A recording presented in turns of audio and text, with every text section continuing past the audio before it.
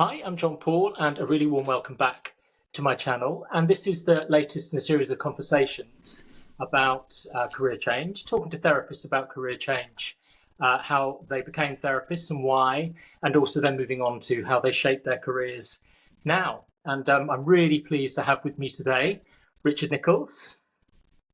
Hello to Uh, you. I know you from, well, on Twitter a little bit as well, but also I did some training actually with BACP, some online training. I think it was a day about perhaps social media, and you did a presentation there which was about your podcast, your really successful podcast. So hearing about your private practice, about how that works with the podcast and that kind of thing, and anything else that you do, and you think would be interesting as well for listeners would be great. So generally, I just start by asking why somebody became a therapist and what that journey was like. Yeah, I've always been interested in what makes people tick. Mhm. As a really young fella, I think I've always quite liked the sound of my own voice to a degree, and so I was quite interested in stage and saw Paul Daniels on TV and stuff like that, and like magic tricks. And then there were things in the back of the papers in those days that said, "Hey, do you want to improve your memory? You can memorize these things in become a memory master in a week," and things like that. So I was very interested in what the mind could do. And then I had a light bulb moment after working in a warehouse for a little while when I was a young man, age 17, for I think 5 or 6, maybe 7 years, just doing as I was told, really, just playing a game. But I Mhm. knew that I wanted to do more, but just didn't know what. And quite impulsively just walked away from work. I moved back in with my parents, put my house up for rent, and just took a risk and just made it up as I went along. And I was quite a young man. I was really only in my early 20s, but I did not know what I wanted to do. But I just knew that I wanted to manage my own time. Mhm. And in chatting to people, once I become self-employed, I was trying to sell mobile phones and 0800 numbers and premium rate numbers and things like that. And chatting to people, I found just talking to people really quite interesting. Getting to know new people and them talking to me about some of the issues that they were having. I just found it really very, very interesting.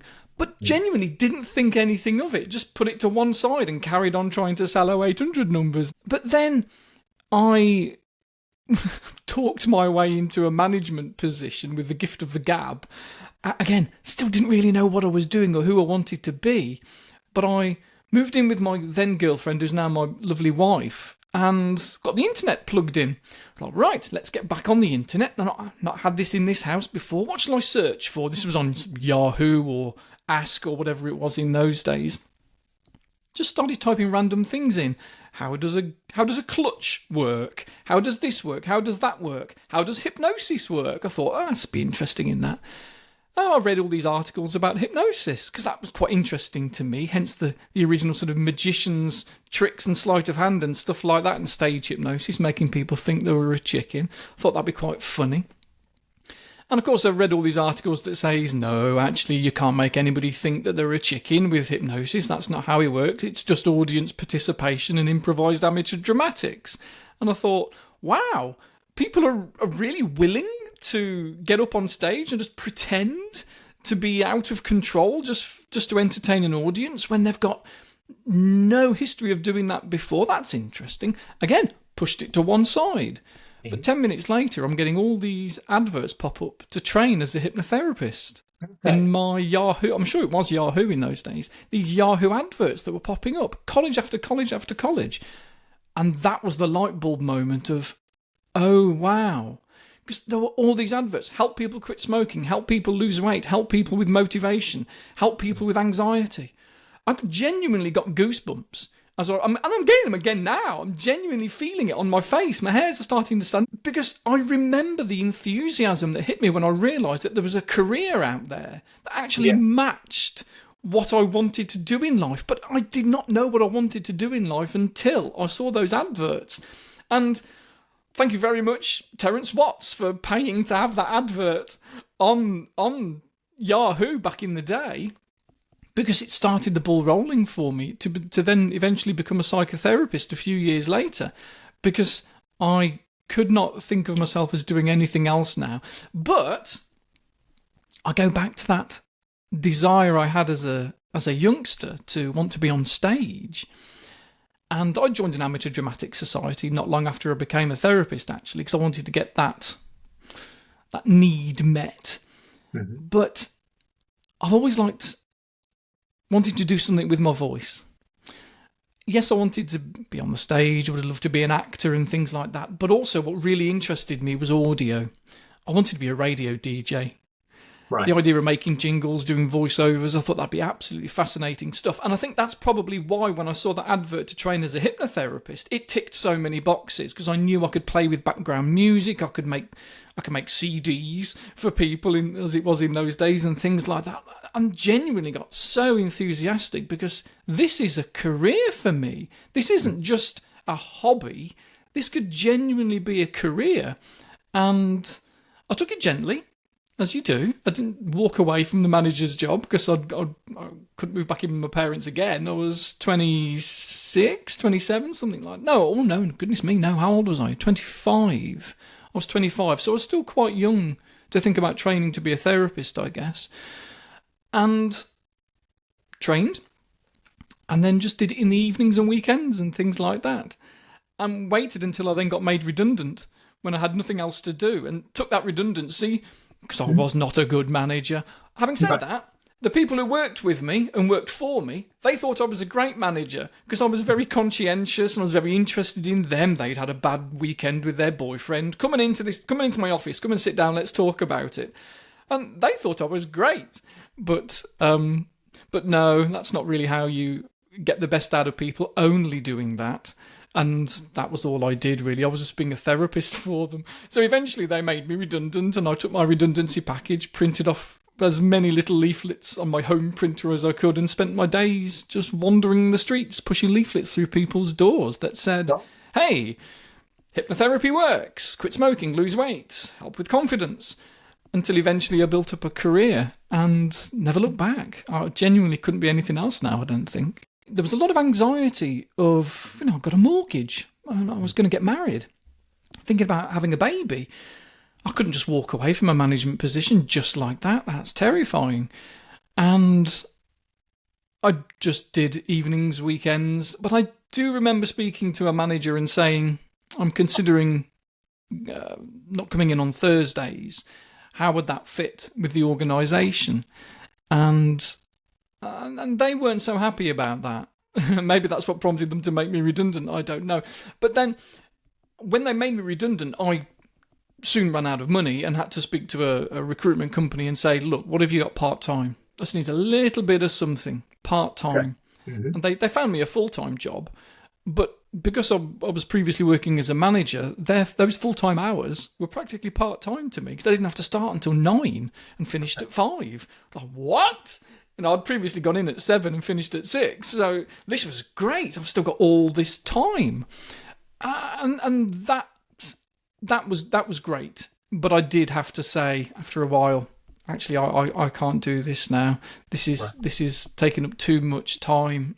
I wanted my evenings, but I was getting a lot of requests for therapy work, and I'm not sure if there's another universe where if I hadn't have put into Yahoo that day, how does hypnosis work? I don't know what I'd be doing now.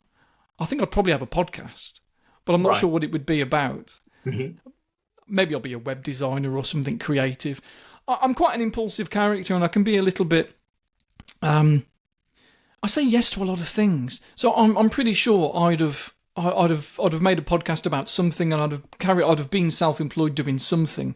But I'm so glad that I put that into that search engine that day and discovered what it was like to be a therapist. And then with my hypnotherapy supervisor, who was training to be a psychotherapist themselves, said, there's a lot more to therapy than just seeing people who want to quit smoking and habit control and things like that.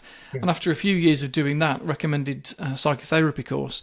and did that, and then just off it went. My passion about what makes people tick and all the theories that go on underneath, not just the sort of behavior with hypnotherapy, but things like attachment theory and some of the Freudian stuff and Jungian stuff, but really attachment theory is the one that jumped out at me, that, oh, this explains so much about people's issues with, as a hypnotherapist, with food, with their cigarettes, all these things that they're attached and they're looking for an attachment security, and this is giving it to them, and this is why they do some of the things that they do, or say yes to some of the things that they say yes to, and they're people pleasing and things like that. It opened up a whole new world for me, and here I am all these years later. Here you are. Yeah, where did you study? My hypnotherapy was with the Essex Institute of Clinical Hypnosis, with a guy called Terence Watts. Great guy. And then my psychotherapy course was with the National College of Hypnosis and Psychotherapy. They did an advanced course. They're part of the UKCP. And love it. Absolutely love it. Could not imagine doing anything else now. Really couldn't. How did the two work together then? At the beginning, it said it was hypnotherapy first, then psychotherapy. Did you run a practice where you would do both or combine them? Well, hypno-psychotherapy is a modality, and quite a useful one as well. Quite integrative. So it looks at lots and lots of different theories, cognitive, behavioural, but also humanistic and psychodynamic, and that really ticked a lot of boxes for me, because although I think of myself as a psychodynamic now, in that we particularly about early childhood stuff, that they influence, and those defense mechanisms, they influence why we do what we do. There's an unconscious process that's running in the background, and that kind of does fit with what my original hypnotherapy training was all about, the unconscious mind, but it was more about getting things into the unconscious and making them new habits, as well as, to some degree, looking into the unconscious and making that conscious. As Jung said, I forget the exact phrase, if you don't make the unconscious conscious, then it will drive your life and you will call it fate. If you can make your unconscious conscious, and hypnosis is quite good for that, it's quite quick, as opposed to free association and person-centered counselling, which gets there in the end, but hypnotherapy can be a bit quicker, I must admit. And I still use hypnosis with a lot of my clients now, because they ask for it, because I've still got the same domain name that I've always had, which was Midlands, because I live in the Midlands. But I didn't want to restrict it to my town name. I wanted to expand. MidlandsHypnotherapy.com. So people still find me and ask for hypnotherapy. But a lot of people find me for psychotherapy now, probably because of my podcast. Okay, so a psychotherapy session, you'd use hypnotherapy within it, potentially, depending on what came up? Yeah, because not everybody understands what hypnosis is. And I don't want to put all of my clients off by saying in the first couple of sessions, or by the way, I also specialise in hypnosis, if that's something you're interested in.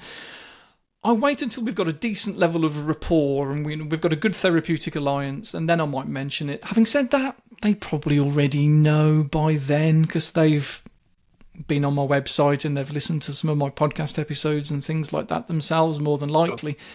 And it hasn't put them off that I'm interested in those sorts of things, even if it's just for kind of meditation, just for some relaxation, let alone the influences that words can have when we are a little off guard, because we know that words influence, otherwise we wouldn't be making podcasts and we wouldn't tell stories. So then when I suggest, no, if you'd like to experience some of what I do as a hypnotherapist, you're very welcome to. There's things on my website for you to listen to, but we can do some one-to-one stuff in here if you like.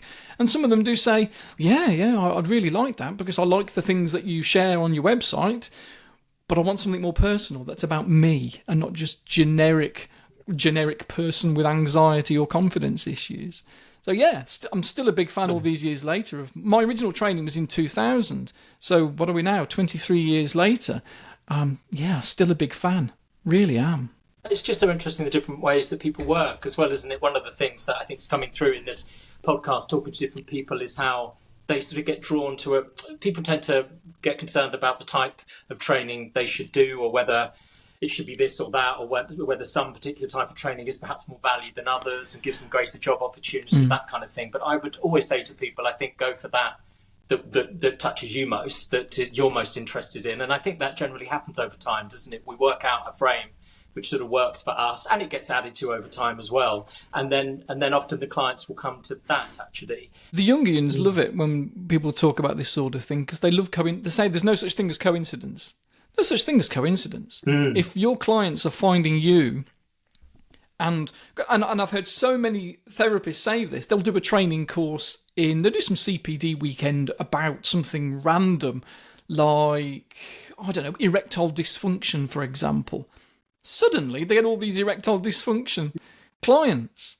But I've not added a blog post onto my website that I was doing that CPD.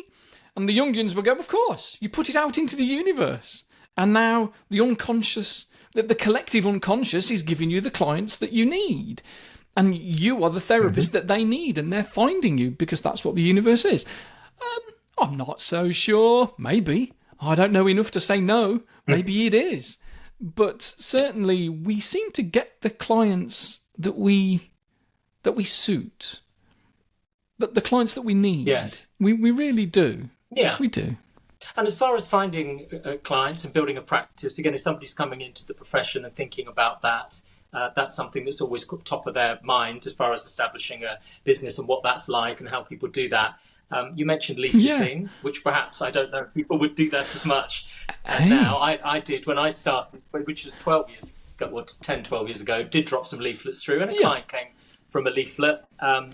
But I mean, often now it's about social media, isn't it? And perhaps we'll come on to talk a bit more, we will, about the podcast and that kind of thing and those kind of platforms. But how did you build your practice initially? Initially, it was there was the Yellow Pages, of course, but really, I guess it was the website. It was being active on the internet, and this was before Facebook. So this was before all the social media. The only thing that existed that people would really communicate with each other was Friends Reunited, which was a school thing. So I remember that. Yeah.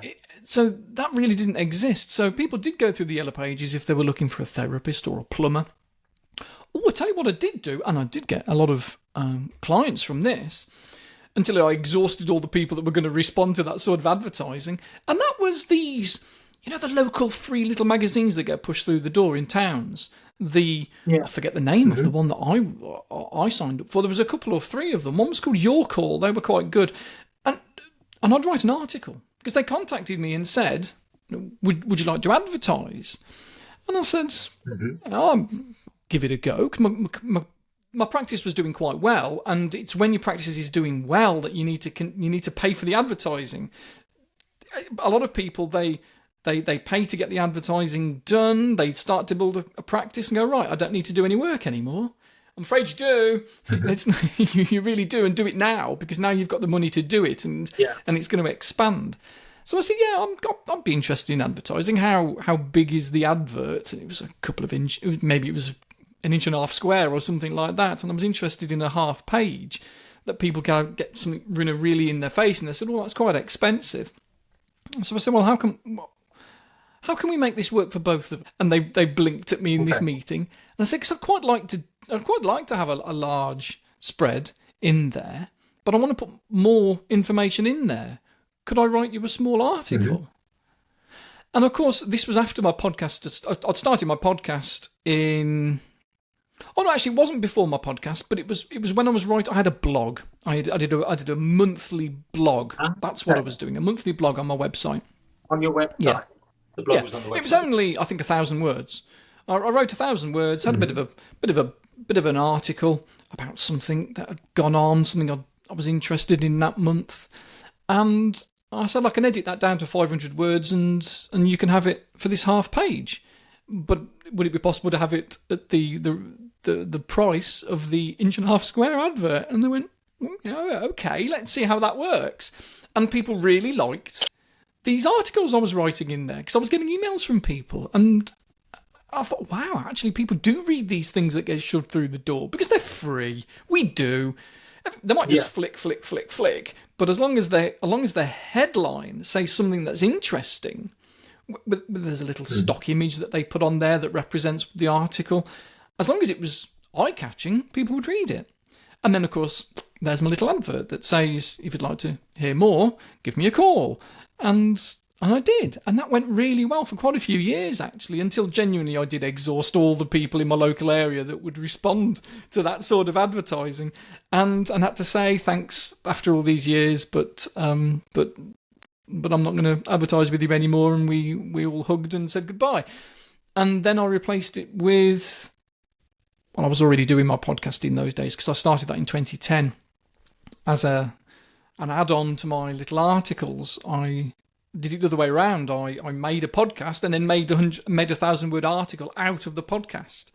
And that I was in my element then because I was sitting in front of a microphone and I was playing with audio and background noise and music and things like that, and loved it. Absolutely loved it. And stuck it eventually. In 2011, I then... because it was just streamed on my website. It was just, press play and listen. And then discovered how to make RSS feeds and things like that and submitted it to Apple to go onto iTunes. And then within 6 months, boom, continually moving up the charts. I was number one in the UK, not just for the health and wellness section, but I was number one quite regularly in the UK for all podcasts, up there with Radio 4. And who were my competitors in those days? It was things like the Infinite Monkey Cage and The Guardian and Radio 1 and things like that, and Radio 2. And something called, which it's still kind of out there, then became, what was it called?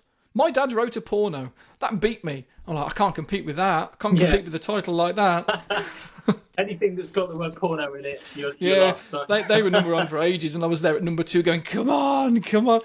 No. I was a small fish in a relatively small pond, so you could see me. Now I'm still a small fish, really, but in a massive pond. I have way more listeners than I've ever had. But yeah, you're not going to see me in the top 10 anymore because now everybody's found podcasting. Not just as independent people. So that was really early days when you started with podcasting. Yeah, really early.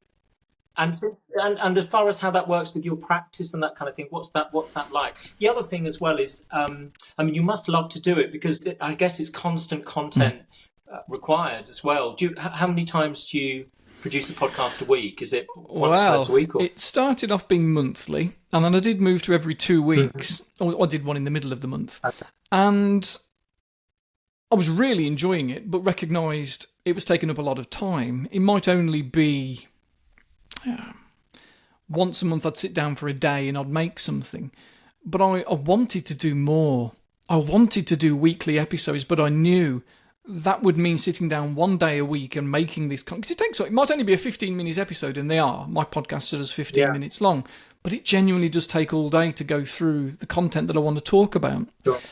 And so I put it to my listeners, my lovely listeners out there, and said, if I was to do a weekly one and host it somewhere like on Patreon, would you be interested? And I got dozens and dozens and dozens and dozens, if not 100 emails back saying, yeah, I'd be interested. And I thought, I'm going to take the plunge and I'm going to do it. And this was not that long ago, I think 2018. Oh, no, it was before. No, it was. I started the idea of dreaming about doing it in 2016. 2017 took a few deep breaths and started really thinking about it. And it was January 2018 when I went, right, I'm doing it every week. I'm going to sit down every Friday and make an episode. I was doing some over the weekend as well. And it's going to be out there every Monday morning for you at 6 a.m. And put it on Patreon, ask for donations, and I'm still doing it. I've got hundreds of people that really like my content. And I don't resent it. I think if I did it for free, I would eventually begin to resent it, and I did not want that. But I knew I wanted to do more, but I knew it was going to get in the way of me being able to pay the mortgage. So I needed to find a way of monetizing it, and I didn't want to do adverts. I'd been approached by a lot of people to sponsor the show, including people that it wasn't appropriate, really. They just saw that I was popular. And they'd sell alcohol. I can't have it. No, that doesn't fit with what I do. A lot of my listeners might have alcohol problems. I'm not doing that. And they went, oh, I totally understand. But I wanted to ask anyway. But I couldn't have sponsors, and I didn't want to put adverts on. It just didn't fit right, unless genuinely somebody said, this product is great, and I thought it was genuinely great and wanted to work with them. But I'd rather not. I'd rather just ask for donations from my listeners that if you like what I do, chuck us a couple of quid every month. And they do. And then pay me £6, I think, plus VAT. And I make a weekly episode for every Monday, and then I edit that down and make a short 5-minute version of that as a bonus episode for everybody else, really, that goes out every Friday. And I do an episode with my supervisor and a trainer, actually, who I worked with, Fiona Biddle with the UKCP. And we do that goes out every Wednesday, and that's a half an hour one. And I sit down and do that every Monday afternoon. That's why I'm available to chat with you today, because I don't see clients on Mondays if I can avoid it, because I'm editing this other podcast series called Therapy Natters. So yeah, my podcast takes up a lot of my time. It really does, and it's that I think that probably keeps my private practice going, because pretty much all of my online clients, because I see clients, half of my clients are online, half are face-to-face. All of my online clients come to me because of my podcast, because they've heard me, they've created a therapeutic alliance already, and it's one-sided at first, but they know me. They've heard me talk about my wife, they've heard me talk about my son, they've heard me self-disclose. They know me far better than I know them already. We are sessions ahead as soon as we connect, and that's really, really good for them. I've got to catch up and I've got to get to know them, but it doesn't take long to get to know somebody if you're genuinely interested in them. And I found it really useful. And even my face-to-face clients, they've probably done a little bit of searching first to decide on who to have as their therapist, and then a few of them have listened to my podcast first, because I do tell them in somebody's initial session, by the way, this is where I exist in the world. You might see me on social media, for example. So I can go through in that very first session the appropriateness of that, because it's a dual relationship. I exist in two places for my clients: one in the therapy room and one as a in public media, and they need to know that, so that the boundaries aren't crossed, so that if they see me on social media, I'm not their therapist there, and they can't message me about therapy stuff there or comment about therapy stuff. That it's the same relationship online as it is offline. If they stumble across me online, it's the same as if they stumbled across me in Costa Coffee. If they want to say something, that is their right, and if they don't want to, that is their right. They could completely ignore me. We have that little conversation at the very beginning, and so many of them say, yeah, I know you've got a podcast. I've been listening to you for a couple of years now. I'm like, what? It took you that long to decide to start therapy? But it does, for a lot of people. It can take years to pluck up the courage to contact somebody. A lot of therapists don't realise that. They just see an email come in that says, oh, yeah, somebody wants to see me. I've not got time. I've got a full caseload. And just reply with, and I've heard these stories, they just reply with, sorry, I'm not taking any clients right now. Kind regards. I think, damn, that person took 2 years possibly to pluck up the courage to send that email. Sure. Please acknowledge that it's a great thing that they reached out, because it is. And be kind. It's not hard. Well, you say that. Yeah, fair enough. You're on Twitter. You're on Twitter too, Richard. Yeah, less and less lately. Just in terms of self-disclosure, that's something interesting, I think, is that podcasts, just generally being on social media. How do you find that? You said you talk about your wife, you talk about your son. It's obviously something you're comfortable doing. As time's gone on, I've been a bit more comfortable about doing that too. But has it ever caused any difficulties with clients? Perhaps somebody's an ongoing client and then you say something in a podcast which might affect the therapy, or I just wonder if anything has happened there. Potentially, yes, because although I do sometimes put people in my mind, if I'm certainly when I'm recording an episode, I imagine I'm talking to somebody. It might not be a very specific client, but I'm imagining I'm talking to somebody, and there might be a sort of a mixture of clients in my mind that I'm kind of seeing in front of me. Yeah. But it's just so it feels to me that I'm talking to somebody. But I could have made some notes months in advance or repeated a topic and said some similar things that I said 2 years ago on an episode. And a current client might say, it sounded as if you were talking about me there. Yeah. And so when that first happened, I had to recognise, oh, wow, of course. We're pattern recognising machines. That's what we do as humans. And we do feel that people are talking about us, especially if somebody's got mental health problems.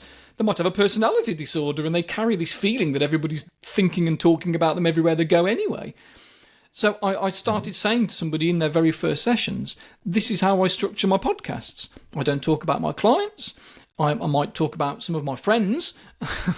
But even then, I'll probably ask them for permission, but I certainly wouldn't talk about a client. And I'll lean forward and say, and sometimes we, as podcasters, as therapists, we might lie as well. We might say, I had a client once. If you ever hear me say that, I didn't. It was a lie. Because we don't talk about our clients. And they go, oh, you'd lie. And I'd say, yeah, we would. Just as, I won't say this, but of course, we kind of do in the therapy room as well to a degree. We might say, that reminds me of a story somebody once told me about an issue that they had. Or there's an old therapist from the 60s, Milton Erickson, who would always say, my friend John. That reminds me about my friend John. And then he'd talk about his fictitious friend John. And I think a lot of therapists employ that sort of thing because we don't want to talk about our clients in front of anybody. It's so confidential. And I say that in somebody's first initial session so that they know I'm never going to be talking about you. Ever. Sure. Ever. No matter what letters or emails I get, unless it's a court order, I will not be talking about anything that you bring in here. That's for you to do. And a lot, clients might not realise how important that is until they're in the throes of therapy, and then they realise, I do want all the things that I talk about to stay in here and in this guy's head. I don't want them to be anywhere else. The content that you choose to be able to produce something, and also you obviously, did you say therapist natter? Therapy natters. Yeah. There's my podcast. There's the Richard Nicholls podcast, which I do, which used to be called Motivate Yourself back when I first started it, because it was always about motivation, or mostly about motivation. But then I became a psychotherapist and sort of went off on different mental health areas and wrote a book based on my podcast, actually, called 15 Minutes to Happiness. Right. Ta-da! That's my book, 15 Minutes to Happiness. It's been translated into lots of different languages. Don't ask me to pronounce it in all the other languages. I've tried, I just can't. And you didn't want to do another book? It was just one? Well, that was 2017. I was approached by a publisher. And that was an interesting one. I've been thinking about writing a book for a decade. I don't know why I didn't. Well, I know why I didn't. I'm human and I'm anxious and I've got low self-esteem, like everybody does to a degree if they were to really have a good rummage. And they'll see that, it takes a lot of almost arrogance to think that people want to hear what we've got to say. So it took a publisher to approach me and say, we want your content. We want you to write something for us. Oh, okay. Shame I didn't approach them first. But it was great. So that was 2017. And then, because I was doing a lot less about motivation and more about mental health and well-being in general, I changed the podcast title to the Richard Nicholls Podcast, which sounded really big-headed, and I was really against it at first. But it suits. That's who I am. And then, enjoying that so much, my supervisor said, we could do something together. Or maybe I said to her, I can't remember. We were just chatting either on a supervision session or socially about podcasting, and she said, I'd like to do something. I said, I say yes to everything. Oh yeah, I'll do that. And so Here we are. yeah. I've learned to say no a few more times lately if I don't have the time. But I do. If something interests me, I do tend to say yes and take as many opportunities as I can. And so, I sit down with her every Friday, and we record something on a Friday morning, early afternoon, about something to do with therapy. We ask for submissions from listeners, and they send in questions, and we talk about theories and we answer their questions. Quite light-hearted. It's more for the public than it is for therapists, although there's a lot of counsellors that email in as well. Therapists in training as well. There's a lot of therapists in training that listen and really enjoy it. And so, podcasting's a big part of who I am and what I do. That's always structured with questions from listeners. That one, pretty much, yeah. If it's not, it's because me and Fiona, we just genuinely, there's a topic we want to talk about, and we'll just have a natter, and we just turn the mic on and natter for 40 minutes. I edit it down to 30 on a Monday, and I do release it to my patrons, the full, with all the waffle and tangential stuff that I might bring in. That goes out to my people on Patreon, and then I edit it down on a Monday afternoon, down to 30 minutes, and put it out on a Wednesday. And that's great. And I love it. Absolutely love it. What advice would you give somebody who's wanting to do a podcast or is interested in going into that world? It's relatively easy to make a podcast, so I can't think of any reason why somebody wouldn't. Genuinely, if somebody wants to do it but they're scared because of people listening and judgment and things like that, then there's a phrase that people often say that you stick something on the internet, it's there forever. Not with podcasts, because you have to pay to host them somewhere. So if you don't like what you've done, re-record it 6 months later. It's absolutely fine. Because you've learned as you've gone on. One of my clients actually did say to me early in the year, they said, I was listening to one of your early episodes from 2011. I went, thank you very much. That's very good. Yeah, they weren't very good in those days, were they? They said. I went, were they not? They went, well, it was all right, but it's not as good as they are nowadays. And I thought, well, yeah, of course, because I've got a decade of experience. Yes. And with everything, I'm probably a better therapist now than I was 10 years ago as well. And that's a difficult thing for therapists to admit. They look back into their early career and go, maybe I wasn't very good for some people. No, of course not. But you did your best, and that's fine. So my advice is always, you're going to do your best, otherwise you wouldn't be interested in doing it. Just do your best. And it's so simple. Yes. You can do it. You can make a podcast on your phone. In fact, genuinely, my early podcasts were recorded on my phone because it had a better microphone in it than the sort of headset that I'd started using, thinking, I'd had a little headset that I used for recording hypnotherapy stuff, but it wasn't as good as the one that was built into my phone. And it was an early iPhone. Mm-hmm. So I just clicked record on the Voice Memos app or something that I'd downloaded from the App Store. Oh, no, it was before the App Store.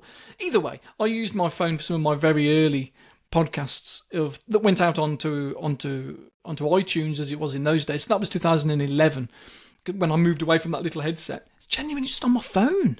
So no excuse. There's no excuse nowadays. There really isn't.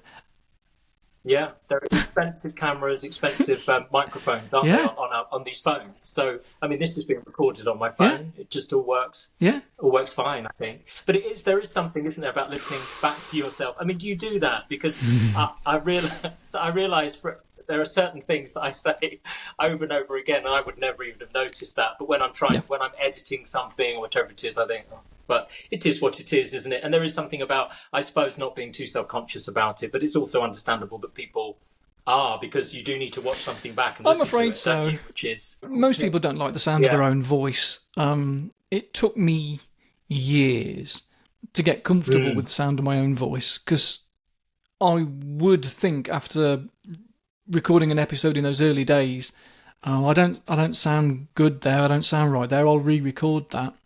No. But as a therapist, I had to recognise it's quite human to be upset at the sound of your own voice, because it's weird. We're not supposed to hear it back at us. So Sure. you have to put yourself to one side and think of it as a listener. Think of when you listen back, because we do have to listen back to maybe edit out a hiccup, or I think even just then I said edited. Everybody's different. Do it your way.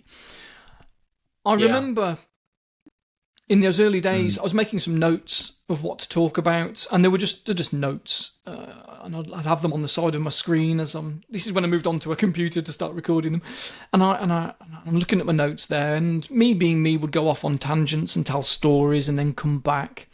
What I would say is, you do what works for you. No. And you will create a demographic of people who like what you do, but you're being yourself, you're being congruent. So that then, if one of those listeners becomes a client, they recognise you because you're being the same congruent you inside the therapy room as you are outside of the therapy room as well. You haven't created an artificial fake persona for the podcast. It's really important to be yourself on these things. Yeah. In order to do it, though, there is an awareness that you probably will get some feedback from people. I think the vast majority of people are supportive, aren't they? If they're not that interested, they just let things pass by. God, it's been so interesting. Thank you so much. I mean, I just wanted to finish off, obviously asking about advice of people wanting to a podcast, but anybody coming into the profession and training as therapists, a lot of people that listen to this will be thinking about doing that, will be on that journey or partway through that journey. Is there any advice you'd give to them? New therapists. Piece of advice? Right. Continue having therapy yourself. I think that, and consult. Have good supervisors that you can consult with. This can be quite a lonely profession, therapy. It's the reason why soon after qualifying, I think I've been working even just, I think it was part-time. Yeah, I was probably doing part-time in those days. I joined an amateur dramatic society back in 2003, I think it was. Yeah, because I've done my 20 years now. Because I knew if I'm going to be self-employed, I'm going to be alone a lot of the time. And the people that I meet on a daily basis cannot be my friends. And that's going to hurt. Because there's a fair chance that if you train as a therapist, it's because you like people, that you're a people person. And so being a therapist can genuinely be quite lonely. There are other therapists in your area. Join a peer support group. If there isn't one, start one up. Because face-to-face is maybe I'm 47 now, so the idea of only chatting to people online just isn't enough for me. And maybe it is for some younger therapists.